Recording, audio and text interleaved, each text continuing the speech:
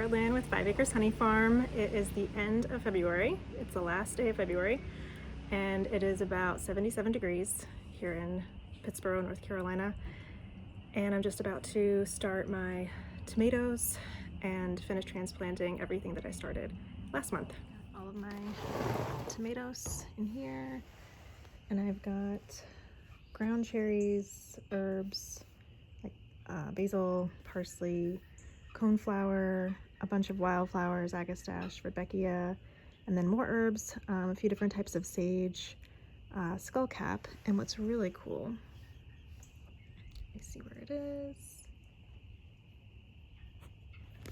is here. This is, yep, sequoia. I put a whole bunch of seeds in here.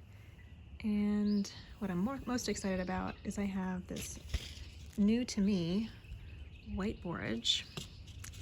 And I've got those, where am I? Here I am, in here, in here. And then I've got the traditional borage, which are blue flowers, in here. And so I will separate those, and this is what the blue borage, is an illustration of it. I'm gonna separate those and pop them up in a few weeks. And then I'm trying out some black hulless barley in here too for the first time. It's time for the February garden tour. All right, I'm doing this from memory, but I planted a few different types of marigolds in this area and some radishes. And what I've got under this storage tote are carrots. I'm trying to keep them protected until they sprout. And I put in several different beans and peas along this trellis here. But what I'm doing, and it's not really obvious yet, is that I'm kind of doing like a rainbow pattern of different spinach, and the strawberries are already perennial in here, but you can kind of see I've got the spinach in here, and then in between these rows of the greens, I'm going to be doing kind of like little rainbow arches of the different potatoes that I'm growing. And those are going to go in about 2 weeks. The idea with putting all the peas and beans right below the trellis is that when they come out, the tomatoes will go in, so there'll be extra nitrogen in the soil there. I've also put in a bunch of calendula that kind of lead up to this bean lady. That was a mannequin my parents were getting, well, a wire mannequin my parents were getting rid of last year, and I decided to make her a bean lady. So I have the beans will be growing up her. So this whole space on this trellis will eventually be melons, but I've got a lot of peas and beans planted on it right now. And I have this bee balm and yarrow, they're perennial, next to the strawberries here, and these are actually fake strawberries. They're a weed. All right, let me see if I can remember, because I transplanted almost 70 different lettuces and kales and things. So I believe I have a French variety of lettuce intermixed with ragged jack kale on this trellis here. Yes, I do.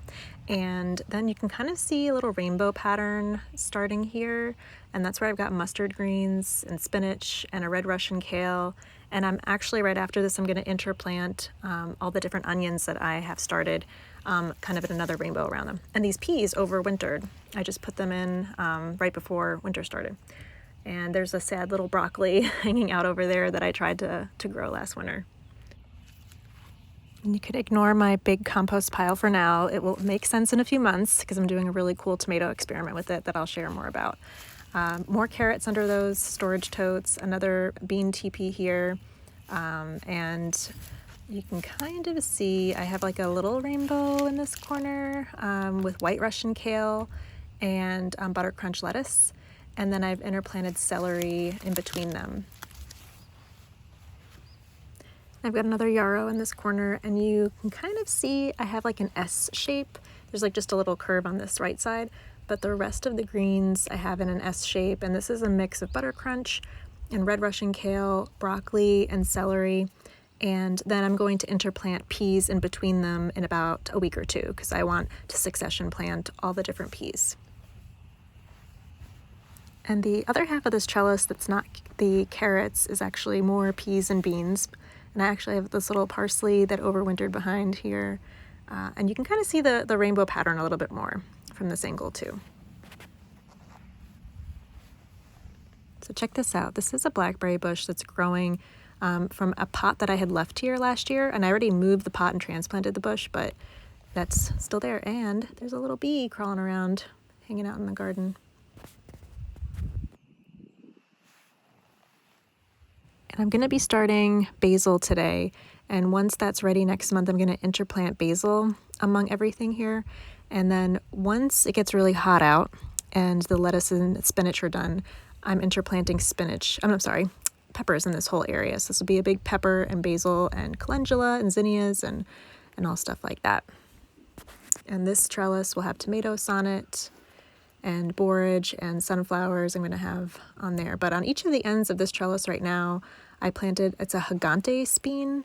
It's a huge white bean, and some local farmers in the area got me a few seeds, so I'm trying them out. I also have them on the ends of this trellis, and eventually this trellis will be okra and sunflowers. These slate stones I'm keeping around because I learned in my permaculture class that I'm taking right now that you can kind of put them around some plants that might need some more warmth. So fortunately, all this stuff is cold hardy, and I'm taking the rest of these seedlings and I'm going to put them in the containers on the porch and keep them up there. So hopefully this kind of gave you an idea of what comes before the big summer garden, and this whole trellis will look very different then. This will have, beans and melon on it in a few months. And let me know if you have any questions.